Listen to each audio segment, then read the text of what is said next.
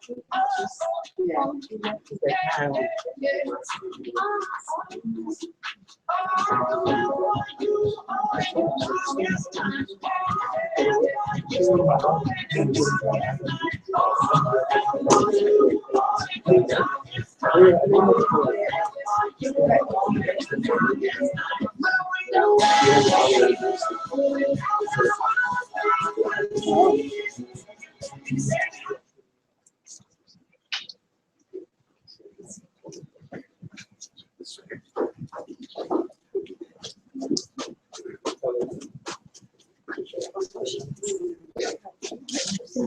we go. It's all quiet all of a sudden. Everybody got nervous. That never happens actually. If you're ever in a group setting and it suddenly gets quiet, no one ever stops talking to you, something like that. So you guys as a group, as an audience, are already doing a great job. Like, what's happening? So really good. I know, it's good. Everyone's got a head in a swivel. So just want to just start off by saying thank you to everyone for being here.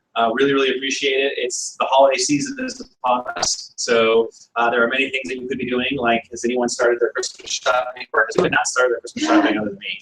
Thank you. I'm not the only one. Okay, good. So already there's something else I'm giving you a suggestion. Joseph, if you run out and go, I gotta go do it, then don't do that. So thank you so much for being here. It is the last AAA'z Night of the year. So we've capped off a great, just a wonderful year here. So many great and awesome things have happened, and we're so excited for next year and the future. And so just wanted to thank everyone for being here. My name is Wade Skalski, and I'm a district leader here at the office. And my job is to thank you for being here, and also just to introduce who you're speaking to, or who's going to be speaking to next is Sue Trudell. I've often said that one of my favorite quotes is passion is someone who cares about something very deeply. That's a good definition. And you're not going to meet anyone or talk to anyone that cares more about what we do here than Sue Trudell. So I want you guys to give her a big hand and welcome her. Sue Trudell.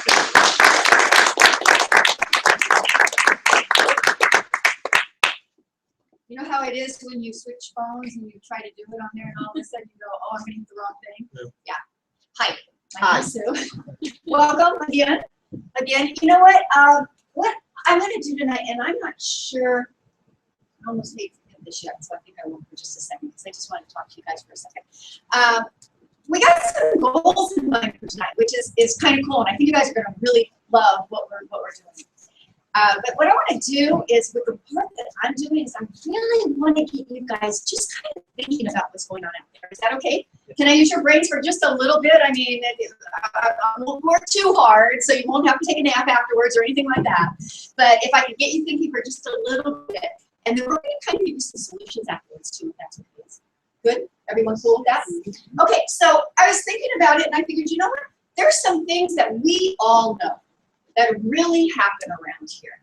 And we were thinking about this back a couple of years ago. We started to change some things here and just really start thinking, what's going on out there? I mean, what's really going on out there? I mean, why is it that we kind of are just kind of stuck and just kind of going on and on and on with our lives, right? And not really moving really far forward, but we just kind of continue on. Is everybody with me on this one? Does everyone kind of agree? I mean, we have goals and everything, and we start heading toward them, but what's going on? So we figured out we knew some things. First of all, let's try it again. First of all, we know that there's a whole group of people called the wealthy. Okay, and the wealthy pretty much have everything institutionalized already. I mean, how many people know wealthy people? Yeah, here and there, or if you don't know them personally, you know of them. Okay, would you guys all agree that their kids, and I'm wondering if I'm supposed to put down here instead. Yeah, okay, if their kids go to college, yeah? Yes. I mean, it's not even a matter of if they're going to college, they pretty much go no matter what. It's just a matter of, are they going to the college of their parents' choice, right? Right. Right. Okay, we also know that they have opportunities and ownership. How many wealthy people do you know that work for somebody else? Anybody? No, they pretty much work for themselves. If they're going to work for somebody else, it's for a short period of time so that they can have their own business. Agreed? Yes. Okay. How about this one? Financial freedom. Do the wealthy have financial freedom? Yes. Do they come and go as they want? If they want to go to dinner in Las Vegas tomorrow night, would they hop on a plane, fly to Vegas, go have dinner, see a show, and fly on back? Yeah. Can everyone see that happening? Yes. How many people have done that lately themselves? Right. Yeah, me neither. 4 hours. That would mean a 4-hour drive, exactly. Hey, we get close, right? How about financial guidance? They've got all the financial advice that they want. Why? Because this is where the money is, right? If you were a financial advisor, would you sit down with somebody who's very wealthy or somebody who had no money? If you're a financial advisor, yeah, I sit down with the wealthy because that's where all the money is.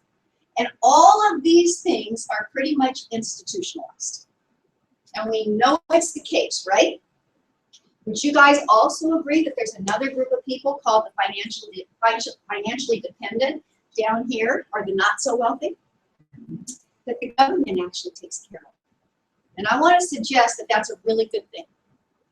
Well, first of all, they've got free preschools, but kids are going to go to preschool. That's a good thing, because how in the world can you change things if somebody isn't moving forward, right? Right. Okay, how about college grants?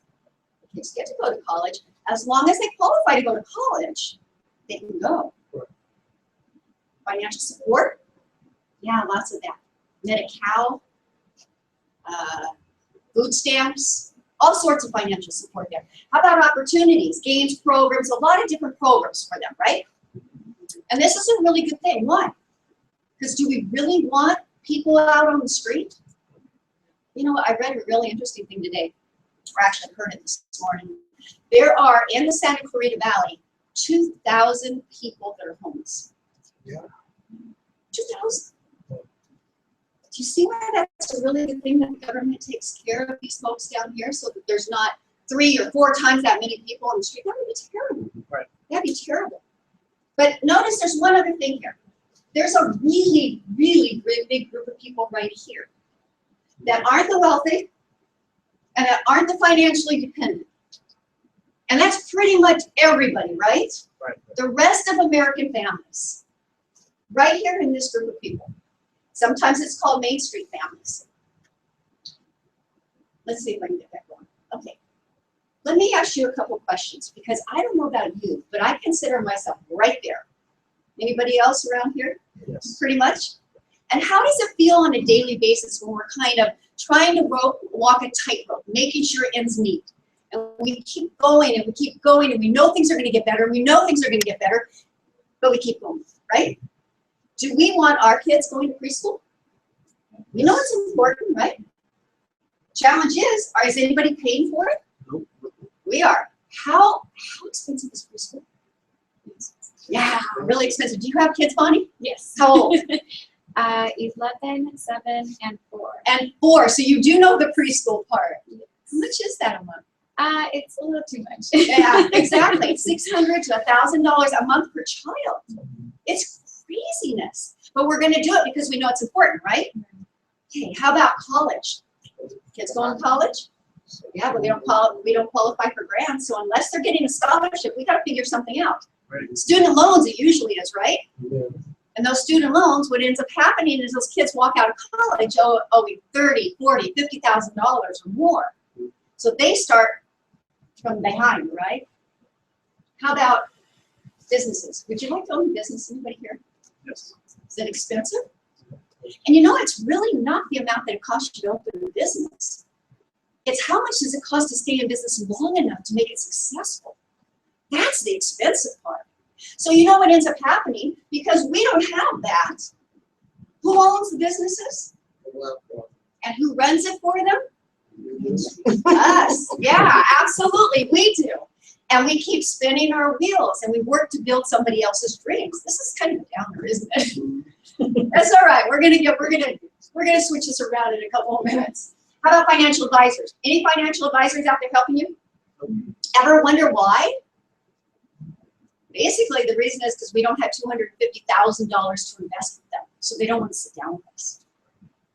See, we make too much money to take advantage of these systems from down here, and not enough to take advantage of the support systems from up there. So we keep spinning our wheels over and over and over again. And we work to pay the taxes to support them. and to buy the goods and services to support them. Why would anyone want it any different? Did you ever think about that? Now, have I told you anything new? Not at all. But when was the last time you ever thought about it? Yeah, isn't that crazy? So we looked at it and we said, you know what, this is, something's gonna give here. So if we're in this group and we want something to be different, what do we do? Who do we turn to? Well, we turn to what we always do. First of all, this says no access. Basically, what I was just talking about is this whole group of people, our group of people, doesn't have access to the same thing that the wealthy have. Or even the same thing from down here, but I think we probably rather focus on that one too, everyone? Right. Yeah, okay. So who do we turn to? We turn to the banks, the lenders, the life insurance companies, corporate America, right? But are the banks there to get us wealthy? No. Lenders going to get us out of debt? No. How about corporate America? Are they making sure that we have our own businesses? So we always turn to them. But has it worked? Not so much. Here's the thing. It makes sure that we are stuck right where we are. And honestly, nobody's coming to fix it. Now, why is that important? Well, let me suggest one more thing to you guys. Not only is not anybody coming to fix it, but we're not even sure the problem's real. Doesn't it feel like we have a pretty good day every single day? Right. Yeah, we go home, we go to work, we come home, we make whatever money we're doing, we have a great family, we go on vacations every once in a while. It doesn't even seem real that all of this could possibly be happening, true? Right. Until it becomes about us. Until we're the ones that lose our jobs. We're the ones that can't make that car payment. We're the ones that somebody got sick. Now all of a sudden, this is a huge problem, right? But what do we do to fix it? That's a really good question. What do we do to fix it? How can we fix something like this? See, there's a group of us that got together and we say, we don't think this is right. We think it can be fixed. And we'd actually like to share with you the way that we think it can actually be fixed. Is that okay if we can kind of focus more on the positive now? Yes. And kind of come up with some ideas instead? So what I would love to do is I would love to have you help me welcome Robin Sears. She is a senior vice president here, and she's going to start us on the road to be able to fix this problem. So everyone, welcome Robin.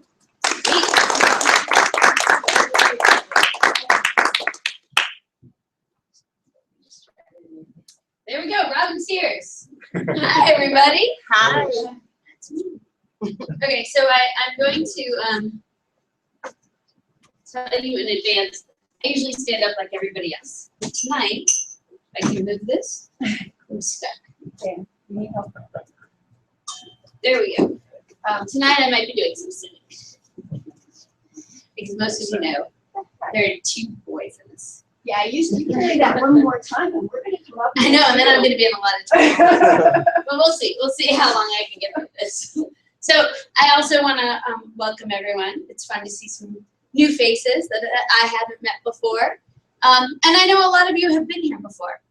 And it was interesting. I was talking to my dad tonight. My dad and stepmom have been here before. And they said, what do you mean people keep coming back? Why do people keep coming back? To hear you talk again, same thing. And I was like, well, thanks, Dad. I mean, I think I'm kind of good, but And I said, well, really, it's about the fact that even if you've been here one time or two times or 25 times, each time you hear something a little different. You have an opportunity for what we're talking about to sink in a little bit more, to make a little bit more sense, so that you can then go out into the community and share what you learned tonight. Because the problem that Sue talked about is a really, really big problem. We all agree that's a big problem? And the truth is, we can't solve it by ourselves. We know who we can't rely on, right? We've already talked about, we can't rely on the banks, we can't rely on the lenders, we can't rely on the government. We have to rely on ourselves, we have to rely on each other. And the only way we can rely on each other is if we understand the problem. We believe that the problem is real. We understand the solution and believe the solution is viable. So I thank you for being here, whether it's for the first time for the 25th time. Because it's really going to take all of us to change the situation that we are on. So we looked at this problem and we said, okay, there are a bunch of us in the room who have acknowledged that we are part of Main Street families and that we'd like to be part of the wealthy. Yeah, we'd all kind of like to be up there. And we said, well, what's going on? What are the wealthy doing? How are they acting? How are they thinking about their money that might be different from the rest of us? Because I don't know a lot of wealthy people unless they haven't followed the law that actually fall down from being wealthy, right? Now, we've been watching like white collar crimes. So there are those people that do well, right? Great show. But the ones that don't, there's a reason for it. And we boiled it down to 4 principles. And the first principle that we observed was what we call locking in advances for a family. Wealthy people make sure that the next generation is as protected as the generation that they're in. All of the work that Grandpa did, he wanted to make sure that the next generation had the advantages of all of the work that he did. And so they set up trust funds, right? And they set up family businesses. And they make sure that if something happens to the breadwinner in the family, the rest of the family won't go backwards. The next thing we looked at was that wealthy people establish habits to build on. And they teach those habits to their children. I've told this story where I met a guy and he said that his father taught him to invest when he was in college. And he's teaching his son to invest when he's in high school. Now, if we teach these habits, if we start doing them little by little, and we then teach them to the next generation, we can actually have real generational change. And that's what's happening with wealthy people at the top. They secure advances with experts. Brian, if you had $2.5 million, do you think you'd be talking to an expert about how to invest that money? Yeah. Where would you put the $2.5 million under your bed? No. Would you put the $2.5 million in a CD in the bank earning 1%? No. If you had $10,000, would you make sure that you had an expert watching your money? What if you had 2,000? You'd be the expert.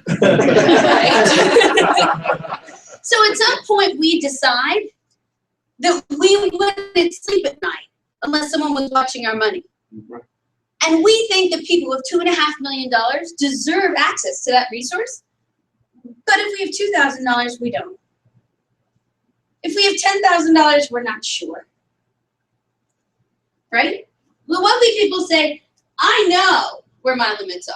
And unless I am a financial advisor, I'm going to make sure that I secure my advances with experts. Because I know that when I'm sleeping, something could happen in China, and I want to make sure that someone's watching my money. And the last thing that we learned was leveraging strategic partnerships. And this is one of my favorite because I like people. And I always say, if you're here tonight and you like people, we're in the same boat. If you don't like people, I'm really sorry. Because really the world is about connecting with each other and helping each other out. And what we observed wealthy people, when we talked to wealthy people, we said, what happens when the world falls apart? Most of those folks said, I call my lawyer, I call my accountant, I call my business partner, I call my best friend, and we get in a room with a whiteboard and we say, how are we going to fix this? Because they know that the more smart heads in that room, the easier time they're going to have fixing the problem, the faster they're going to fix the problem, the more efficient they're going to fix the problem. What do most of us do? When the world starts to fall apart, most of us shut all the doors, close down the curtains, and hide until it's over. And then we come out of our cocoon like beautiful butterflies and tell everybody the story. The problem is we're in the cocoon for twice the amount of time because we're not open to working together. And so we said, okay, here's what the wealthy people are doing. They're locking in advances for their family. They're establishing habits to build on. They're securing advances with experts, and they're leveraging strategic partnerships. And we thought, well, these are pretty reasonable principles, right? Everything that I said made sense. So how do the people in this room, how do our friends and family, how does our community actually access these principles? And a group of us who are here tonight got in a room and said, well, how do we do it? Well, we knew that we needed to leverage a strategic partner because we don't have enough time to do it all ourselves. It would be generation after generation after generation. We believe that with these principles we can make a difference, but we can't do it alone. And so we turned to Primerica. How many people have heard of Primerica in this room? Okay, so most folks have heard of Primerica. Did you know that Primerica actually has a $2 billion market cap? Now, a lot of people say, well, what does that mean? Right? I mean, who cares? To me, I don't even know what that means. What that means is that we have a strategic partner that has enough money to make sure that we have the products and services and assistance that we need to get these principles to our families and to our communities. And that's a big deal, because otherwise we'd have to be starting from scratch. They have a track record of delivering for Main Street families. That means they understand us. They understand our needs, and they're able to develop the products and services that we need in order to make a difference in our communities. And they have a leverageable system designed for national impact. And that only matters because the problem isn't just here. The problem is everywhere. The problem is in every city, in every state in this country. My 10-year-old stepson just learned the capitals of every state. It's really impressive. So he can identify the 50 states and the 50 capitals. And I guarantee you that in every one of those capitals, we have this same problem. So we needed a partner that had enough money to support us and enough outreach that we could actually make a national impact as well as a local impact. So we said, how could we work with Primerica to get these principles to Main Street families? Well, when we talk about locking in advances for our family, I don't know about you, but we now have 4 boys. We got 2 and we got 2 on the way. And that would be a lot of trust money to take care of them right now that we don't have. So we said, well, what can we do? What do we have access to? And what we have access to is level term insurance. Level term insurance lets us rent a really big bag of money. So that God forbid if something happened to one of us, we know that the kids are taken care of. It's conceptually the same thing as the trust fund of a wealthy person, so that we can actually bring this principle to our families. And we said, okay, well, what about establishing habits to build on? Can we start these habits today? Can you start, Bonnie, saving $25 a month today? Right? Now, could you start saving $5,000 a month today? Probably not. And a lot of us feel like we have to wait until we hit some magic number before we start saving. You know, people say, oh, well, I'll start saving when I can save $500 a month. Well, do we ever actually hit that $500 a month? No. No, we don't. But we can start small. And we can start small, I believe this one's dead. No? Yes, with mutual funds. Because we can save as little as $25 a month. And if we start saving $25 a month for the next 12 months, is it going to feel easy to save $25 a month at that point? And now we can increase it to $50. And we can save $50 a month for a year. And then we can increase it to $100. And then $200. And then $250. And the next thing you know, we're saving that $500 a month. And our kids are watching us do it. So we're making a difference in our lives. We're making a difference in our kids' lives. And we're actually establishing those habits to build on. So, okay, what about securing advances with experts? Like, well, I don't have $2.5 million, right? But the beauty is, by partnering with Primerica, Primerica actually has what we call a managed account.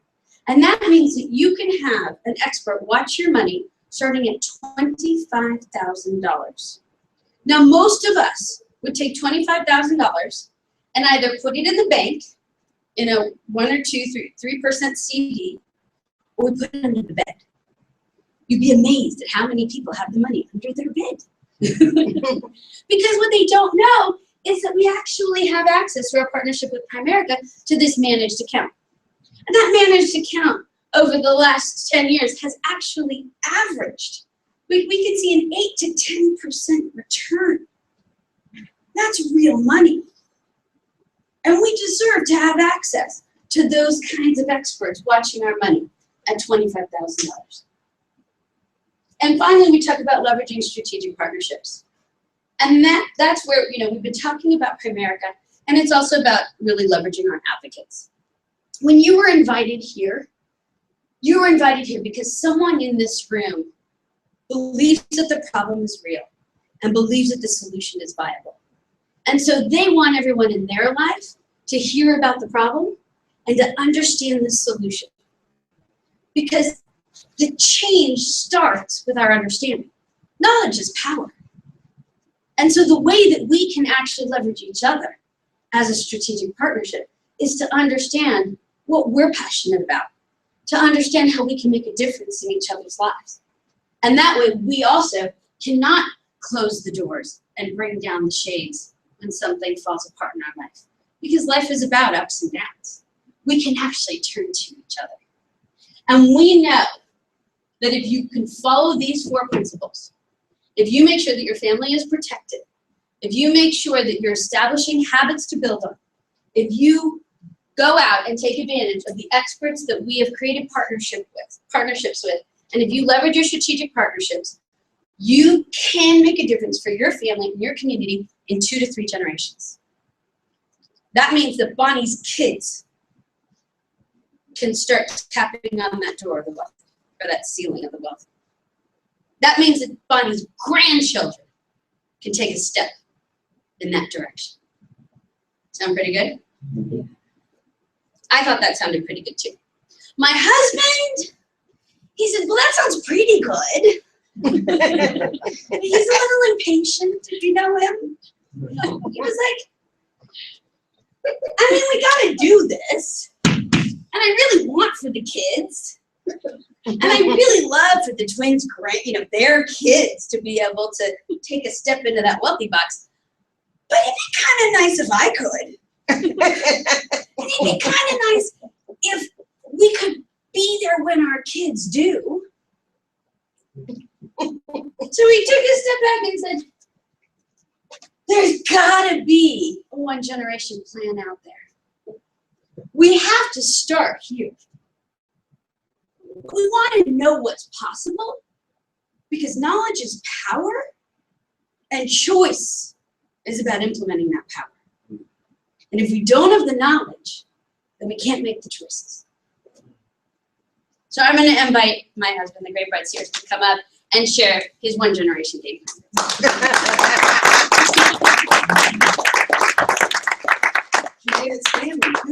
I know.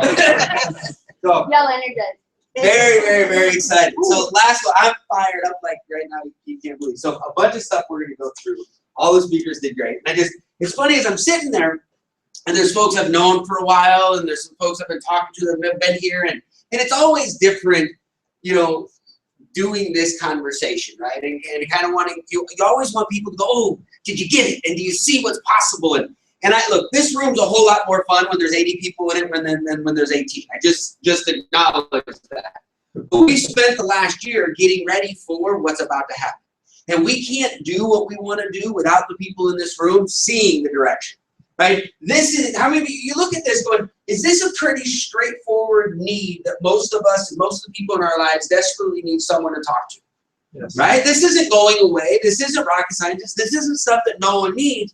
But who showed up in your neighborhood and said, hey, let me give you a legitimate game plan that can change the financial outlook for you and your family? A whole bunch of people?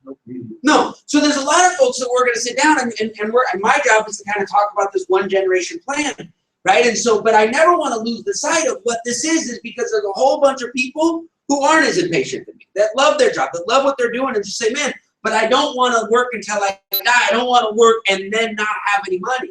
And so the impact of what we have, guys, is ridiculously important. Now, my job though is to talk about the fun side, right? But I guess it's all fun. But someone told me a long time ago, they said, look, if you could work like Sting for 5 to 7 years and then own the rest of your life, would you do it? Now, that's an easy way to ask a question, because sitting in a room like this, everyone's like, yes. Just like, hey, if you could work out like 45 minutes a day and in 6 months to a year be in the best shape of your life, would you do it? And sitting in this chair, we're all like, yes. Right. Right? But then all of a sudden on the 19th day when we heard pulled something and not feeling that good, we got a head cold and the 45 minutes comes up, it's not that fun in that exact moment. Any of you ever faced that moment before? Any of us then go, well, today doesn't matter, right? But you realize one of the biggest, the second principle is happen. Things don't happen overnight, but when they happen overnight. What we do more than anything else is to bring, it's not just the 4 principles when it comes to the financial life. You see, my job is to talk about the wealthy and successful, broken down the principles into those 4 principles and how do we apply it to all of our lives, right? So we're going to go through and say, what is this one generation plan? It's ownership. It's not necessarily Primerica ownership. It's ownership. If you and I want to get financially free in one generation, we have to own, whether it's a gun shop, it's a restaurant, or it's a Primerica business. Why? Because there's an opportunity to create multiple streams of income. Businesses get paid in passive income, revenue, and profit. Most of us experience revenue, and I'm going to talk a little bit about that, but it comes down to ownership. So we said, okay, if we're going to own and we're going to do this, what's the conversation? If we really wanted to solve this problem, what would we need? Well, we need an opportunity to harness that entrepreneurial spirit. What is that? Have any of you ever been sitting at your job saying, God, there's got to be something more? Ever had that feeling? Have you ever gotten into conversations with people that have never had that feeling? Like you tell them there's got to be something more, and they're like, what do you mean? Now, there's nothing wrong with those people. They love their family. They're going to go there. They're going to watch you. They're going to have great. But there's something different about that spirit that says, no, there's something more. If you don't have that feeling, if we don't have that, then this isn't an opportunity for you, because it's not about creating something that's not there. But it's about how do we harness that spirit? How do we leverage a support system? What does that mean? I didn't get an MBA, right? I don't have, right, 25 years of business experience and all that, and business classes and professors to call and mentor. You all have a lot of that stuff, right? You got to do administration and processing and business and all of this stuff. Right? I spent the last 3 days setting up a phone system I'm so excited about because it's going to expand. I was telling Wade yesterday, and he's like, yeah, seriously, we've come a long way. Like this. And I'm like, I remember 2 years ago saying, man, we're going to have this phone system. And I told people, they're looking at me like I was crazy. I'm like, you don't understand. It's going to be awesome. It's meaningless, but it's awesome. Why is it meaningless? Because it doesn't mean anything. Why is it awesome? Because if we can create a leverageable support system, when someone opens an office, they don't ever have to worry about it. Right. Because we said, man, if we can build unbelievable support systems in the background that just run, we could harness that spirit and give people an amazing opportunity to do something different. And there's got to be a transitional path. What does that mean? Desperate people do desperate things. Great people do great things. We say we don't want to do, it's hard to do something great when people are in desperate modes. Right. Right? When you're trying to figure out how you're going to eat, you're not thinking about how you're going to change the world. Right. You're thinking about how are you going to eat. So we said, man, we need a path to ownership. We need to let somebody keep the security of their job. Say, man, that's unbelievable ground cover. I talk to people, I don't like my job. It's taking care of you. It's giving you the ground cover you need to build yourself a life. Now, 6 months from now, and a year from now, you're standing exactly where you are. That's not its problem. That's yours. We said, man, if we had an opportunity where we could harness that feeling, man, I don't want to feel like this anymore. We could have a back office support system in place so we weren't responsible for all of it, and we had a path where we could take one step, and then the next, we'd have a legitimate shot to close the gap in this country. So that's what we need. So we said, okay, well, what are our options? Well, welcome to the best business incubator in the history of the world. Well, Brett, what does that mean? Well, Primerica's been around 35 years. We've created more six-figure earners, more millionaires than any company in American history. We're not trying to figure this thing out.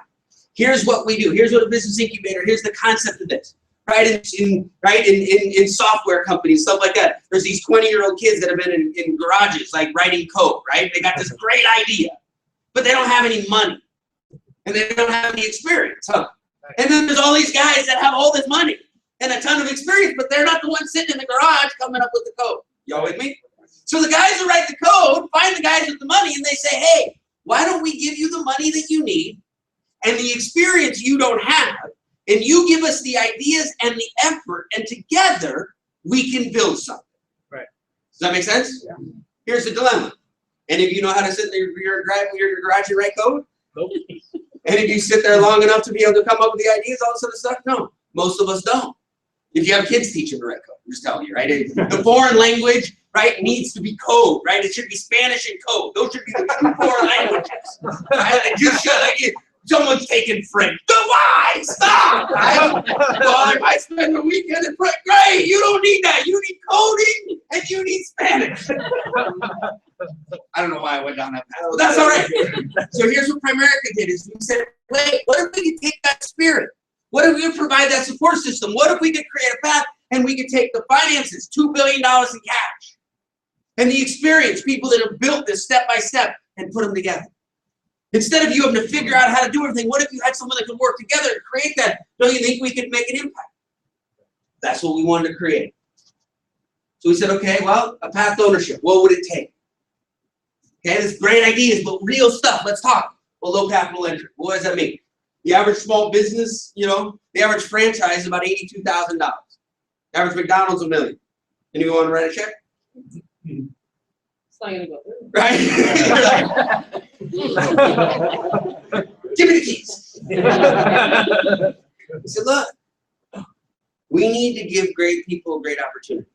It costs $1,500 to $2,000 in the financial services industry to get licensed. That's a lot of money. We said, you know what? We can cover the background check. For $100, somebody can go through the licensing process. We don't get paid to do that. It gives us the opportunity to say, don't let excuses be the reason. That if anyone comes to me and says, well, I don't have the $100, you really need to do this. Because can we all agree that a tank and a half shouldn't cost you the opportunity of your lifetime? Right. Just a thought. A partnership platform. If you look at how our business is set up, our logo, no one thinks about it. But Primerica is a financial services company. They're the experts, not me. My job isn't to be an expert in building portfolios and standard deviations and investments. I don't dream about that stuff. Do any of you? No. Do we understand it's important? Yes. But what if we knew really smart people that love that stuff? Have you ever met someone who does, like, you can't even understand the language you're speaking? They're like, but go back. So we said, look, we built a back office support company that could create all the infrastructure. So that all you and I have to do is to leverage these two companies so that we can let us be the best that we can be, which is develop relationships and tell a story about the fact that 70 million of us are stuck. I always tell people, I go, there's 3 major problems in this country. Problem number 1 is there's 70 million people stuck. Problem number 3, no one's coming. But problem number 2 might be the most important one. And the most important problem is we don't even know we're stuck. If we know there's a problem, we'll get out of it. If we don't, because if all of our friends do exactly the same thing, and our parents did the same thing, and everyone we know does the same thing, do we think there's anything wrong? No. I ask folks all the time, do you know your debt-free day? Do you know what it's going to take to put your kids to college? No. You know what it takes to protect your family? No. You know your financial independence number? No. Can I ask a question and then we'll move on? Why is that okay? Why is it okay with us that we don't know those answers? And when you say that out loud, doesn't that sound strange? You have a daughter, right? Sorry, how old is he? 8. Isn't it weird that we don't know exactly how much it's going to take to put him to UCLA if that's what he wants to do? Like, isn't that strange that we don't know that number? Isn't it bizarre that we don't know how much we need to save every month to be able to have the money we need in retirement? Like, we all plan on living, right? Right. So we're all going to be 65 at some point, right? Like, this isn't a mystery. We're not going to wake up at 65 and go, how'd that happen? Now, it might happen faster than we thought. Right. You have an 8-year-old. It happened. I got a 12-year-old, 10-year-old. It happens way fast. Like, you're like, honey, you're going to be, what the hell happened? It's like this. shouldn't surprise us. Right. But we have no idea. You want to know why this is a problem? One, we're stuck. Two, no one's coming to fix it. But the reason that this is so important is we don't even know it's a problem. And if someone like you and me doesn't show up and talk to us in a way where we can hear it, we just keep going on. The reason you're here tonight is because somebody said we have enough of a relationship for you to hear that there's a problem and there's a way to fix it. Now maybe it's to fix it in your family, or maybe it's to fix it in the world, and there's a space for all of it through that process. But we've got to be able to do this. And then the last one, guys, is there has to be a high enough potential investment on return on the investment. What does that mean? Look, we all love people and we want to help people and we want to do all that stuff, right? But if it's not financially worth our time, we have to do different things. Right. You're all away from your family right now. The goal is that it's tonight's valuable enough to rationalize it. That's one. So we said we have to have a way where that gets changed. And that's what we did. Is we said, look, what we're going to do is build a business where there's a place for everybody. We build our business, and tonight you're all here because it's a very, very simple approach. We say, look, we need allies. You're here because we need everyone in our life to understand and support what we're doing. This isn't about insurance and investments. This is about the fact that there's 70 million of us stuck and no one's coming. And if everybody in our life understands that, and the clearer, cleaner that they are on that, the more we can make an impact of them going, I get why you're doing it. And attaboys still feel good, don't they? Yes. When you walk up to somebody that you know and care about, and they're like, hey, I'm proud of it. How's that going? And they introduce a conversation. Doesn't that feel better than when they try to make us feel bad? Yep. We need advocates. The 20 of us aren't going to close the door for 70 million families. Y'all realize that we could be good, but we're not going to reach them. But man, if we had 100, 1,000, 10,000, 50,000, 2 million people that not only understood and supported what we did, but they had their ear to the ground. And anytime they tripped on somebody that was an entrepreneur, that wanted to do something different, that wanted to change their life, that wanted to put their kids to college, they said, you know what, I know the person you need to talk to. You think we'd have a better chance of reaching them? Yes. And then we need associates. Look, allies are phenomenal. Advocates are phenomenal. Associates are the ones on the street with us. We need hundreds and thousands of people licensed. We were talking earlier, and everyone's like, we're in circles, like, you're almost done with your good. I'm a licensed freak, right? I'm like, get everyone licensed, man. We need everyone through that process because we need people to play. Well, why, bro? I don't even want to. We said, look, we understood that the math of this thing is unbelievable. We have a position we call our GAPs. They're our gathering asset partners. Bro, what's a GAP? Check this out. Right now, there are 10,000 people turning 65 years old. Hey, you're think about this. 10,000 people turning 65 years old every day for the next 19 years. That's a lot of people. Can we agree? Yes. This is the first generation core that's ever had access to a 401k. Their parents have pensions. Well, what's the difference? A pension, you get a check for $1,611. A 401k, you get a statement that says you have $147,000. Different? Yes. This is the first generation that's ever had a chunk of money. The problem is they've made $42,000 their entire professional life. Have the financial advisors been talking to them? Do they have any idea how to plan and save and organize a chunk of money like that? So do you possibly see any impending doom? Think about unsophisticated investors that have never needed money, that have never developed relationships with financial advisors, that are now at the most stressful time of their financial life because they're no longer earning an income.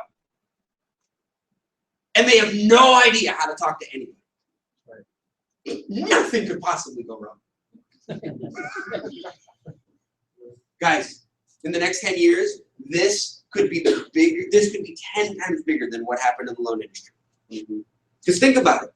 Who really got devastated in 2003, 2004? The couple that was 48 years old, that had lived in a modest house for 10 or 15 years. And they had an opportunity to buy up because their kids were now 14 and 15. And they're like, we don't have enough room. And they went to one house and then to the other. And now all of a sudden they went from a modest experience at 48 to a really nice house at 55. And at 56, the market went away. Right. At 57, they moved in with their kids. And they're trying to rebuild. Sound familiar? Yeah. The thing is, they were 55 and not 60, not 65, not 71. So starting over, they at least had a window. They were talking about a house, not every dollar they're ever going to have. You think maybe we should give them access to some amazing tools? Yes. We said, what if we could have people that had no interest in building a business necessarily, but they got their licenses, and their cousin, their next door neighbor, let's say their aunt just quit, that got retired at 66 years old with $411,000 and no idea who to talk to. But because our associate got licensed and said, you know what, we have access to these amazing management accounts, or someone I think you should meet, and we talked to them and we set them up and we taught them how things work. Do you think that'd make an impact on the aunt? But passive income for our gap can start to change somebody's life. $1 million in passive income is about $4,300 a year. You're like, well, Brad, that's not a whole lot of money. $5 million would be $1,800 a month in passive income. I want you to think about this. The average person starts working when they're 22. They retire at 67, and the average Social Security check is $1,269. 45 years of work for $1,200 of passive income. And we could get there in 3 or 4 years. What if our 58-year-old, by the time they were 63, made more money in passive income than Social Security? Do you think we started to change a little bit about their life? Yes. Think about those of you that might have kids that are, 8.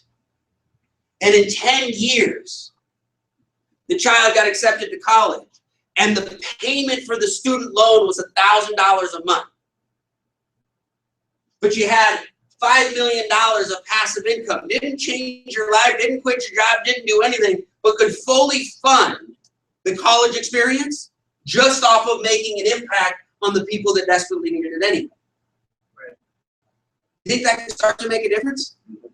You know why we need to tell this story? Why we need to put 80 and 100 and 200 and 500 people in this room? Because we need people to understand that the opportunity can start to change people's lives. And that your $811 can wake up somebody in a completely different experience. We're going to talk about millions of, ooh, that's awesome. But an extra $810 lets a lot of people breathe. We said, man, we're going to create a space for unbelievable part-timers. I talk to folks like, Brett, I love my job. Go, great, keep it forever. Why do I got to tell you don't love your job? But man, if you can make an extra $500 to $1,000, you can save some money and still go to dinner. Right. I had a friend of mine that goes, man, I want to go to Disneyland. I go, man, you better get licensed. You want to take a family of 4 to Disneyland? It's going to be this. Yep. That's not an exaggeration. That's parking. Right? You're like smuggling in food. Like, here's a churro. It's from down the street. I got 11 of them. Right? Right? I talk to folks who are like, oh, I don't know if I want to do that thing. I'm like, man, I don't know either. But man, what if you could just start to make an impact? Help 2 or 3 families a month. Work 2 hours, 3 hours a week, sit with 1 family a week, and just say, man, I want you to learn something I know. I want you to meet somebody that you can start to change their lives and yours. There are going to be some that say, man, I want to be full-time, man, I don't want to feel like this anymore. Well, your job's your ground cover. Well, if over 6 months, a year from now, we developed our assets, our skills, our understanding, we can change everything. And then there are going to be some that we're going to call our team owners. Remember, we talked about passive income, revenue, and profit. See, this is one of my favorite parts of the conversation because it allows us to understand what we're doing. We said, man, for our associates, we've got to realize this. Passive income is a really, really important thing. Doggone it, I wish this didn't see this. All right. Let me go back to this. Okay. I got to fix that slide. Someone remind me. Passive income. Think about a business. Best Buy. How many of you go to Best Buy? I mean, buy stuff on Best Buy, right? You don't worry about it. You go to Best Buy. Everything else is closed. Damn it, Best Buy. Right? So you go to Best Buy. Damn it, Amazon is what you're saying, right? But right, you go to Best Buy. Best Buy's like, look, if you want to buy something and you want it today, you go to Best Buy. That's passive income. I have a Best Buy number, right? I develop my little things. I go through. They don't have to work to keep me. They just have to keep the door open. That's passive income. There's revenue. That's the work we do today that we get paid today, right? They build sales, right? All this stuff, Black Friday, all this stuff. You worked your tail off, but you only got paid for that period of time. And then there's profit. There are Best Buys everywhere. I remember we were driving, you drive to any community, they're everywhere. You think about how many communities there are. The more Best Buys, the more profit the organization makes. Does that make sense? So if you want to open a business, you got to have the beautiful businesses, you got all three. Passive income, revenue, and profit. Now, let's bring this home a little bit. Some people don't like this part of the conversation, but that's okay. Because we've all experienced parts of this. But how many of us at our job have ever been a trainer? Do they pay us more money while we're training? No. After they're trained, do they pay us more money? No. Is the company more profitable after they're trained? Yes. So the company's creating passive income, but we don't. Right. When we open up and we teach someone to go do something that we don't have to be there anymore, there's an opportunity for the company to create profit on the growth and experience of that individual, right or wrong? Right. So we train someone, we created passive income because of the work and the knowledge we have, and profit because of the opportunity to grow, and they pay us a paycheck or revenue. See, we experience at our job that one of the three. Most of us experience all three, but we benefit from one. Right. That's not a bad system. Because, well, that's a bad system. No, they tell us from the beginning. Right? When you got the job, they tell you what you're going to pay, what you're going to pay. They tell you the work you're going to do. Tell you the expectations they had. There's nothing wrong with that. Now, again, if you don't like it, you're there 2 years from now, that's not a them problem. So we sat there and said, okay, so what is our solution? So we go through this whole thing. Well, listen, as a regional vice president, you have $15 million of assets under management. Company pay $8,300 a month in passive income. If you have 30 part-timers that have $1 million each, helping the 10,000 families that are it's an additional $8,300 in passive income. You build a team that helps 30 families a month. There's 20 of us in the room. Can we agree in the month of January that 20 of us should help 30 families in an entire 30-day period of time? Like, we're not talking about overly aggressive goals, right? You think we can negotiate one family every 30 days, each of us? Man, we're on fire. We're going to change the world, man. Maybe I'll work in June. I mean, that happens. There's nothing wrong with that. But if there's a collective number, we should be able to make an impact. Right. I got paid $12,000 to $16,000 a month as an RVP. And my favorite, if you teach somebody how to become a regional vice president, they go out and take advantage of these. The company says, we want to create a profit opportunity. We want to have aligned goals. You want to open an office? Great. We show you how to help 15 families a month? Great. You'll make $150,000 a year in revenue for that work. Great. The company pays the promoting RVP a $6,200 a month bonus or $72,000 a year in profit. Now, I'm not the greatest at math, but I went, if I've got 1, that's 72, 2 is 144, 3 is 210, 4 is 280, and 5 is $350,000 a year. With 5 regional vice presidents somewhere in the country helping 15 families each. So I went, if I could build a passive income of 200 grand, a revenue of 200 grand, and a profit of 350, that's $750,000 a year 5 years from now. And I have a business that's changing families' lives and giving me a legitimate opportunity to get financially free in 1 generation. And then I get to teach more people to do the same thing. Our conversation, guys, is that there's a role for all of us. There's not just a place, but there's a role for our allies, for our advocates, and for our associates. And 2015 gets to be a lot about growth and playing and fun and stuff like that. 2014 was about cleaning everything up and getting it all in alignment, knowing what's going on, and I'm excited about all that stuff. So much of it's done. But I got a brochure today, and it made me smile. One, because we have a $2 billion company that says, let's align our goals. And they announced the contest. So for the first 4 months of the year, they do an investment contest. We won it 3 of the last 4 years and stuff like that. And so there's a trip, I'm going to say, but the Ritz-Carlton in Naples, Florida, which is kind of nice, right? You know, we go through.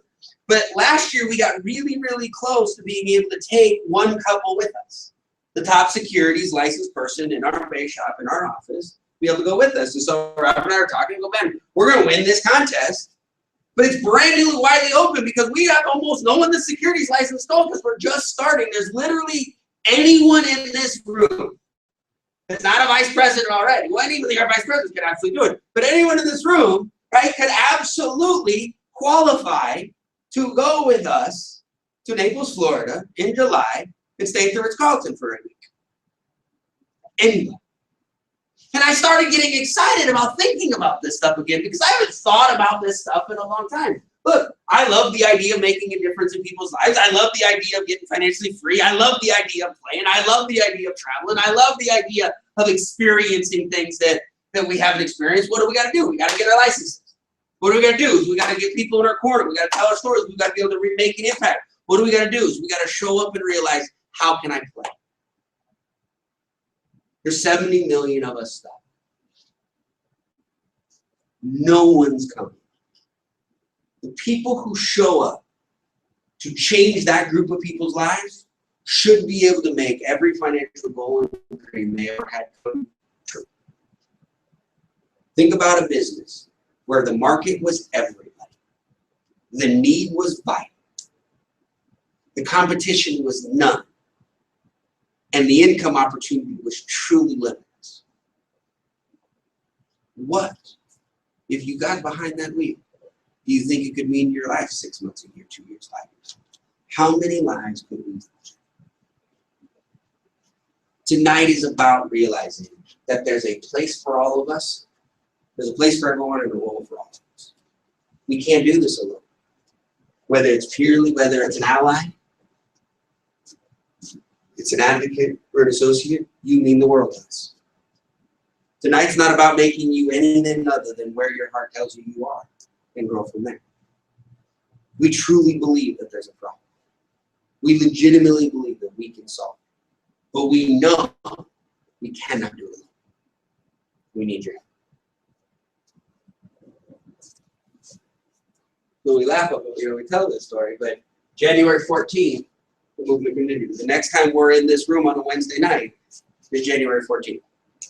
We got a Saturday practice this Saturday from 9 to 11. You're more than welcome, jeans and t-shirts. We're going to finish the year. January 3rd, we're going to have a rollout practice on Saturday. January 7th, we're going to have a bullpen bits we're going to do. But the very next time we're in this room telling this story to a group of people is that day. I'm going to invite you tonight. And I'm going to invite you to not come alone. We got a month. We might be able to tell this story to a person or two or three and have them say, hey, I don't know if I want to do this, but I'll hear your story. I'll support you. I'll be your advocate. And I'll be a part of contributing to this problem. But the solution, we've already contributed. Guys, I am so proud of you. I'm proud of all the people in 2014. It's been unbelievable. If we do in 2015 what we did in 2014, we will shock this country. The time starts now. Your life, your business, your opportunity, great things can happen. Thank you so much for being a part of this. We got cupcakes and cookies. Please take them, or I will eat them, and I can't eat them. Love you guys. Thank you so much for coming. Have a good day. Come to the Ritz with us.